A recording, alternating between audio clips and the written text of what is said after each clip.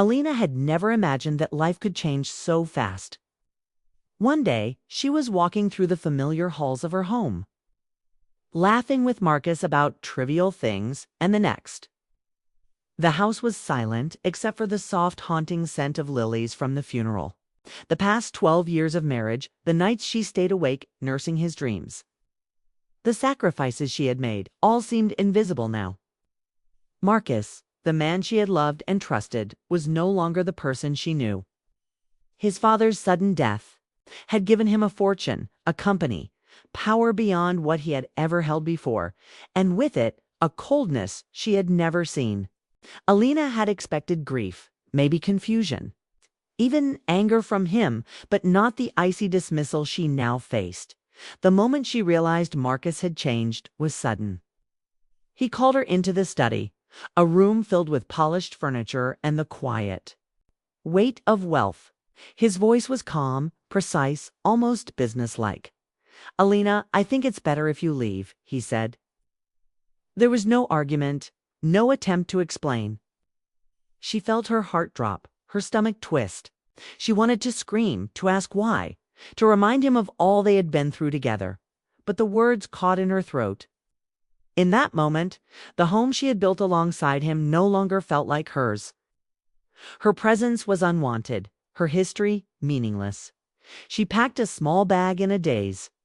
Every item she touched, every photograph she glanced at reminded her of what she had lost. There was no confrontation, no dramatic scene. Marcus avoided her gaze entirely, as if erasing her presence from his life could somehow justify his actions. Alina tried to hold herself together, to walk with dignity, but inside, a storm raged. The betrayal was so sharp, so immediate, that it left her numb. She felt abandoned, confused, and furious. But above all, she felt an unsettling clarity forming a thought that would not leave her mind. He could abandon her so easily. She could not allow this to define her. The world outside the house seemed different as she stepped onto the cold pavement. The night air hit her like a wave, but instead of cooling her anger, it sharpened it. People walked past, oblivious to her pain, their lives continuing while hers had been thrown into chaos. She realized that nothing around her had changed, only the way she now saw it. Everything familiar had lost its comfort, and every step forward seemed uncertain. Yet in that uncertainty, a small flame ignited a determination to reclaim control. She would not be a victim of his ambition. She would find a way to respond, to balance the scales, but not recklessly. The fire in her chest was different from rage. It was focused, calculating, and patient. At night, Alina replayed the moments. Before the funeral, searching for clues, analyzing Marcus's behavior. She remembered the subtle shifts in his attitude after his father's health began to fail, the way he had spoken of the company, the cautious ambition in his eyes, the hidden frustration he had never shared with her. She had thought those were small irritations, temporary strains of family life. Now, she understood that they had been signs, warnings she had ignored. The realization stung, but it also gave her clarity. She had loved a man who had always felt overshadowed, a man who, now with power in his hands, saw her as an obstacle. Alina also reflected on her own past patience and sacrifices. She had stood by Marcus through failures and embarrassments, lent him money when ventures went wrong, and even smoothed tensions with his father when conflicts arose. She had believed loyalty was the foundation of love and marriage. But loyalty, she realized, could be weaponized. In Marcus's hands, it had been a liability, a weakness he could discard when it no longer served him. The thought made her ache, but also steeled her resolve. She would not let herself be discarded so easily. As days turned into a blur, Alina stayed in temporary accommodations, isolated but observing.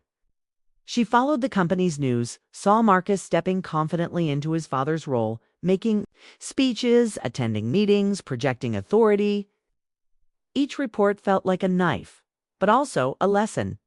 Power could change people, reveal their true selves, and sometimes betray those closest to them. Marcus was not a villain in her mind yet. He was human, flawed, ambitious, frightened, but his choices had consequences. And she realized she was determined to make him confront them, though how and when she had yet to decide. Elena's mind became a battleground of emotion and strategy. Anger surged, then receded, replaced by careful observation. She considered the options available to her. She could confront him openly, demand explanations, or she could plan quietly. Gathering evidence of his decisions and missteps, she could let him see the pain he had caused, or she could ensure he faced consequences through legal and professional channels. Every thought circled back to one principle. She would not act impulsively, but she would not remain powerless. The flame of resolve had grown into a guiding light, directing her energy, sharpening her focus. The more she thought about the betrayal, the more she realized it was not just about being thrown out of a house. It was about being dismissed, erased, and underestimated. Marcus had assumed she would fade away, that her life would disintegrate without him.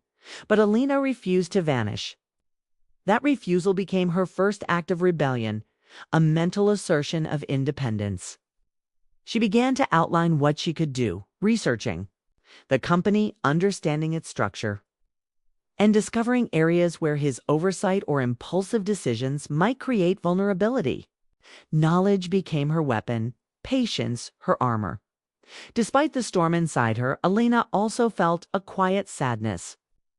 She mourned not just the loss of the home, the stability, or the wealth, but the version of Marcus she had loved, the man who had once shared dreams and laughter with her.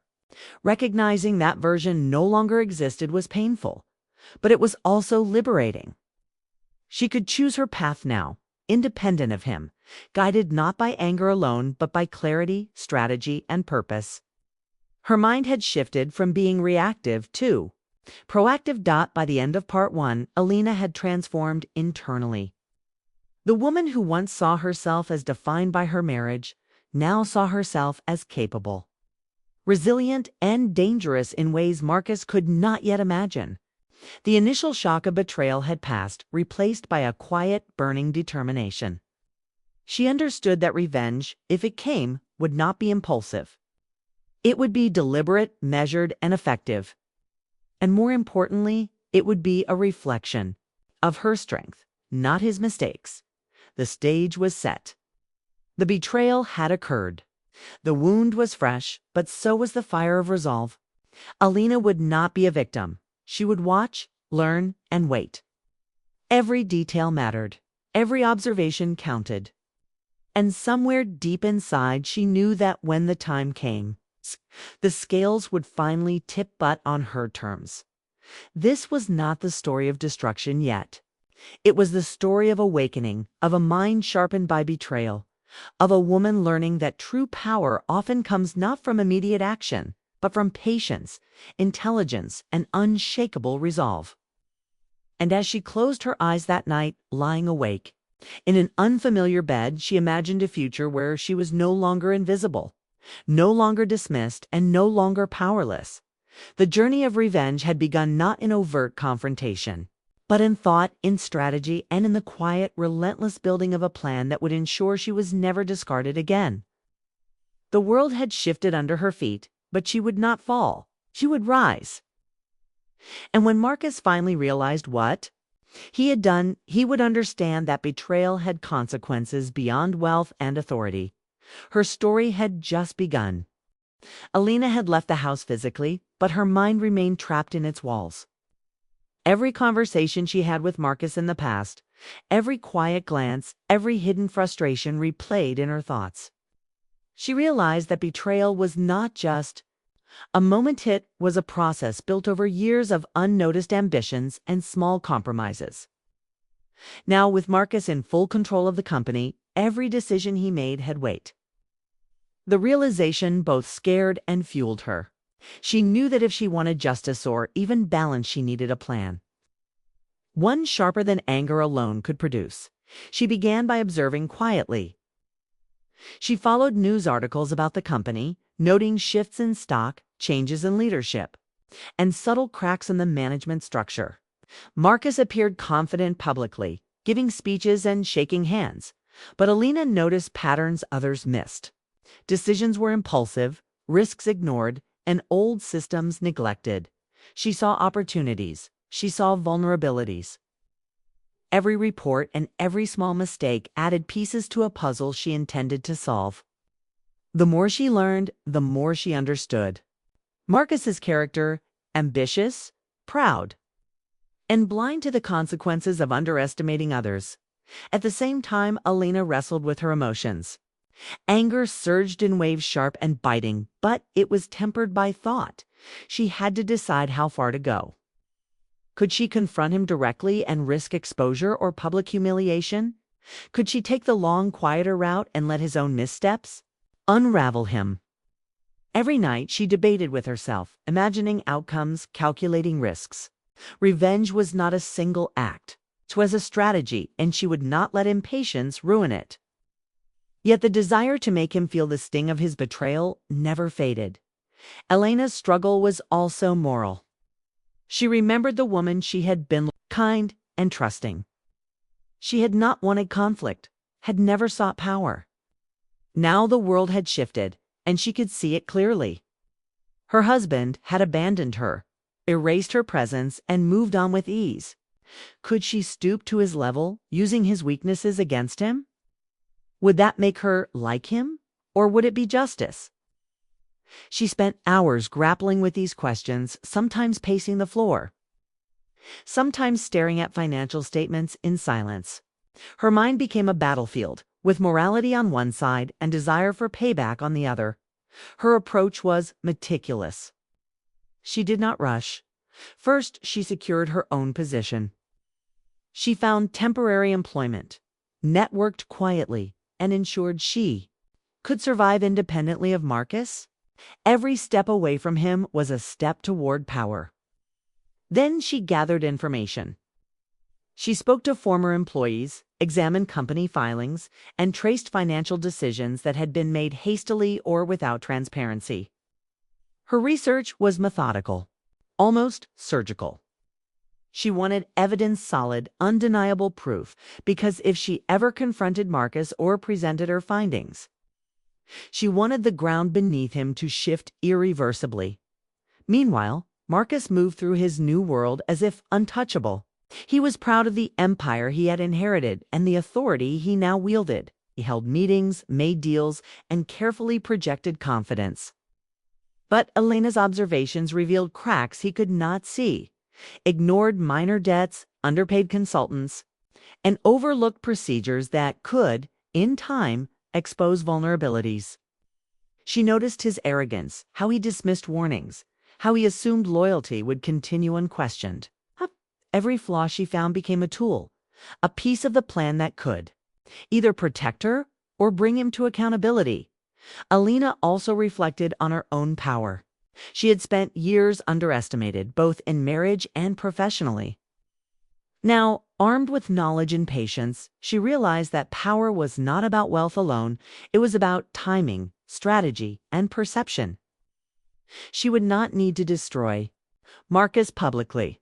Subtlety, precision, and leverage were far more effective.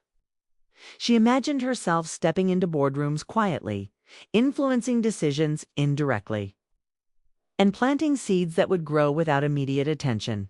Every action she planned had a purpose, and she began to feel a rare, exhilarating control. Despite her strategic thinking, her emotions were raw. Anger and hurt coexisted with determination. Some nights she lay awake imagining confrontations, imagining the moment when Marcus would finally realize she was no longer powerless. She saw herself presenting evidence, asking questions he could not answer, exposing mismanagement and oversight. Yet she paused, considering the consequences. Public humiliation could be satisfying, but it could also drag her into chaos, destroy her reputation, or make her bitter in ways she did not want. She wanted balance, not destruction. The line between revenge and justice became her guiding principle. Her patience began to pay off. Small mistakes by Marcus became apparent. Investments he had approved without consultation were underperforming. Key employees expressed frustration at his dismissive style. Minor irregularities in accounting surfaced things overlooked in the rush of new power. Alina tracked everything. She documented each instance, creating a map of mistakes, vulnerabilities, and consequences. She realized that with the right approach, Marcus could be held accountable without her needing to attack directly. Her revenge could be indirect, clean, and lasting. Emotionally, Alina was transforming. The betrayal had forced her to see herself, not as a victim, but as a strategist, someone capable of navigating complexity, anticipating actions, and asserting control. Every choice she made, from gathering information to protecting her independence, strengthened her. The sense of helplessness that had dominated Part 1 had been replaced by empowerment. She understood that revenge was not about rage. It was about reclaiming agency. She was learning to wield patience and knowledge like weapons, and it thrilled her. She also contemplated Marcus's perspective. She recognized that he believed he was justified. He had inherited everything, taken control, and erased what he saw as complications in his life. He saw her as a relic of a past life, someone who belonged to a chapter he had closed. Understanding his mindset helped Alina refine her plan. She realized that confrontation based on emotion alone would fail. Marcus's arrogance and sense of self-justification could blind him to subtle manipulations, which meant her approach had to be precise, calculated, and undeniable. Weeks passed as Alina continued her preparation. She built her own network, strengthened her professional position, and refined her evidence.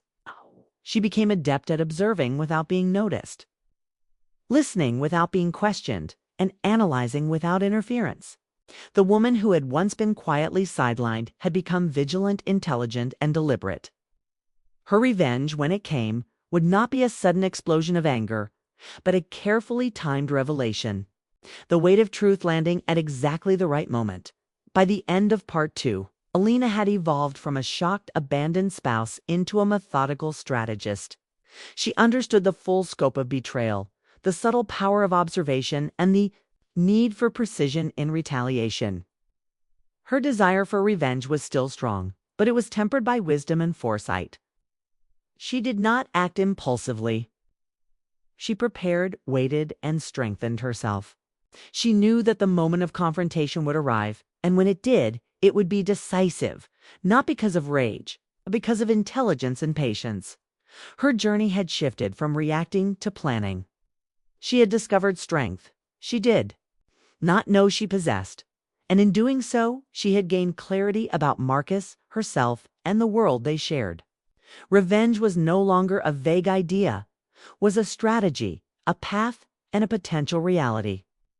And as she looked forward, Alina knew one thing. When the time came, she would act. And she would ensure that betrayal did not go unanswered, but she would do it on her own terms, guided by patience, morality, and the precise leverage she had cultivated. Alina's mind had become her greatest weapon. The emotional turmoil had sharpened her instincts, taught her patience, and revealed the power of subtlety. She understood now that revenge was not about dramatic gestures or public spectacle, was about timing, knowledge, and control. Every piece of evidence she collected, every error she observed, every plan she refined brought her closer to the moment where she would confront Marcus. And in that careful preparation, she began to feel something unexpected. Calm. This calm was not peace, it was readiness. Alina knew that when the moment of reckoning came, she would be prepared. She had transformed betrayal into strategy, hurt into fuel, and loss into opportunity. Marcus had abandoned her, underestimated her, and assumed she would vanish. He could not have been more wrong. Alina was no longer a passive player in his life. She was an active force, quietly shaping the future, preparing for the moment when power, justice, and revenge would intersect. Alina had waited months, watching, planning, and preparing. Every observation, every piece of evidence she had gathered now aligned into a single critical moment. The shareholder meeting Marcus had spent weeks organizing was the perfect stage. The room buzzed with anticipation, executives and investors chatting, unaware that a storm was about to enter. Alina arrived quietly, dressed simply, unassuming. Marcus didn't notice her at first. He had no idea the woman he had discarded months ago was about to confront him in a way that would leave no room for denial. As Marcus began his presentation, he spoke with the same confidence he always displayed. Growth charts, projections, deals. In progress, he moved through them with practiced ease. Unaware that every word he uttered was being measured, every decision scrutinized. Alina sat in the back, eyes sharp, calm but focused. She did not interrupt, did not react, simply observed. Each passing minute confirmed what she already knew. Marcus had overlooked details, taken risks without calculation, and ignored the subtle cracks that would now be exposed. Her preparation had been meticulous, her patience deliberate, and the timing was perfect. When the Q&A session opened, Alina stood. The room went quiet. All eyes turned toward her. Marcus's confident expression faltered for a split second, then tightened into a forced smile. He attempted to speak, but Alina held up her hand, signaling that she would speak first.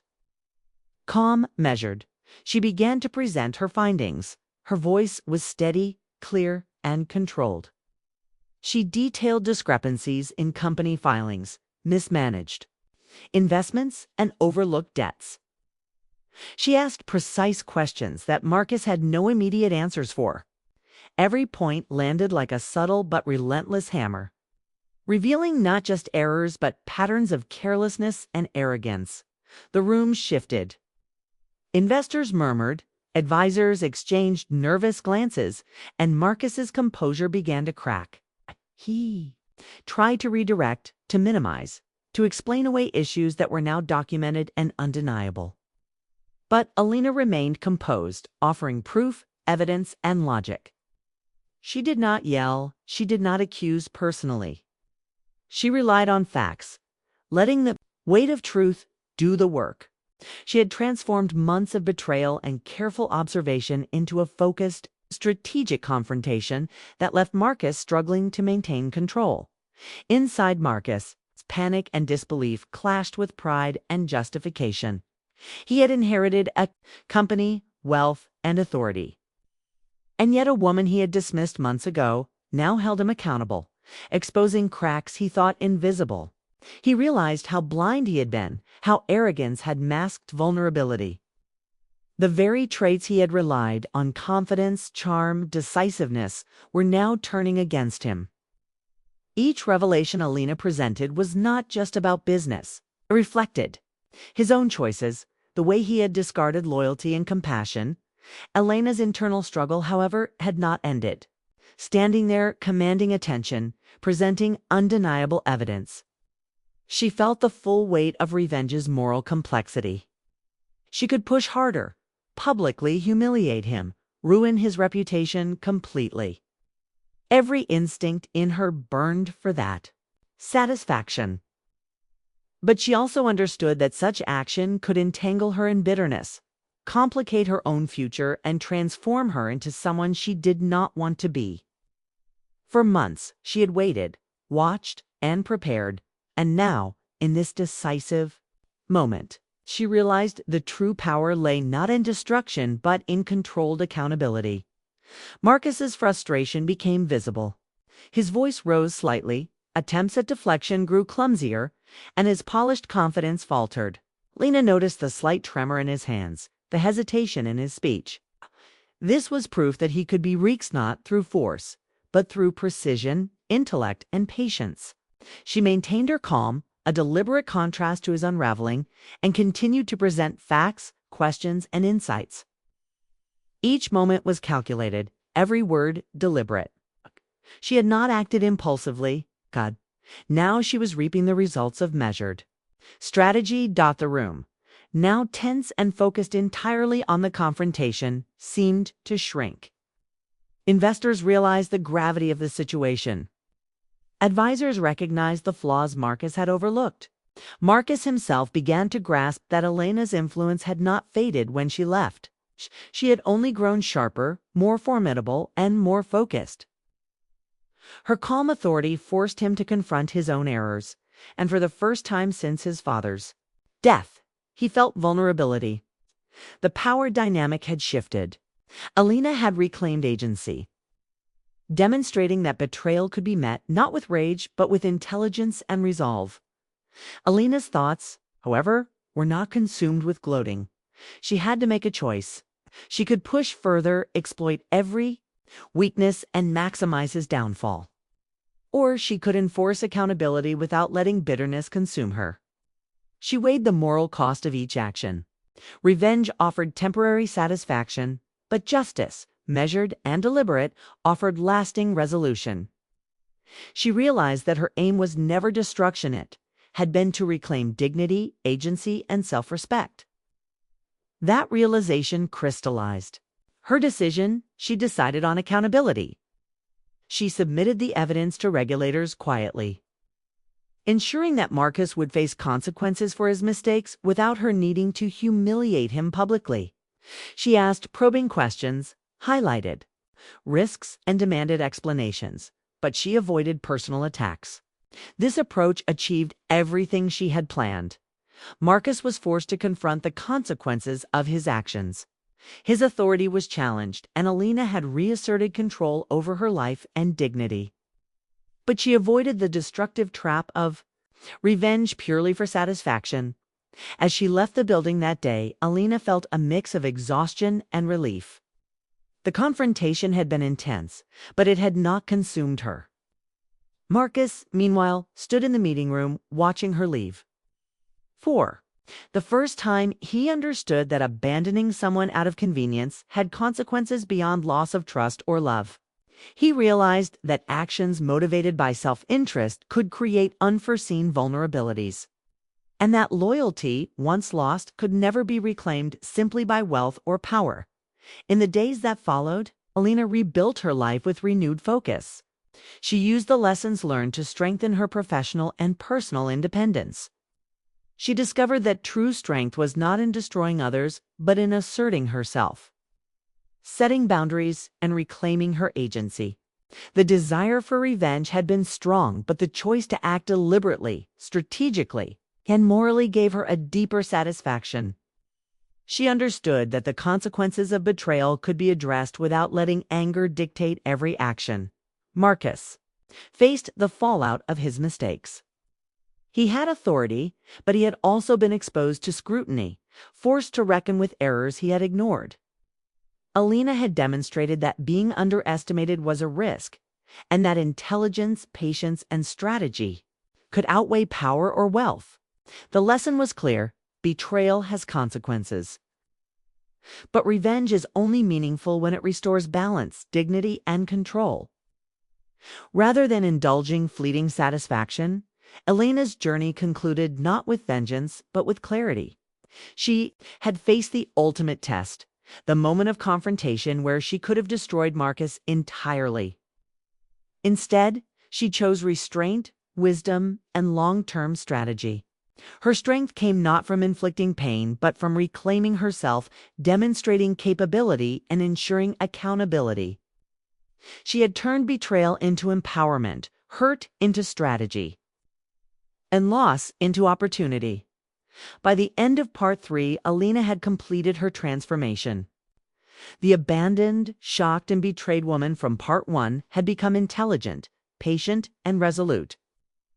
She had confronted the man who had wronged her, imposed consequences for his actions, and retained her dignity. The climax had arrived, and she had navigated it with precision, turning a moment of potential chaos into a victory defined by agency and wisdom rather than anger.